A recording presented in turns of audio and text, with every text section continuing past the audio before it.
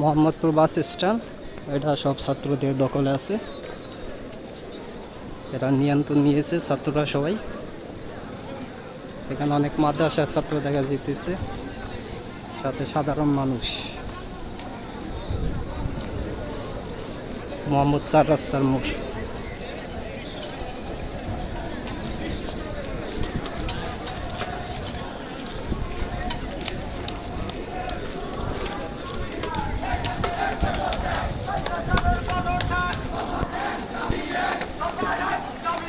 মোহাম্মদপুর সব ছাত্রদের দখলে।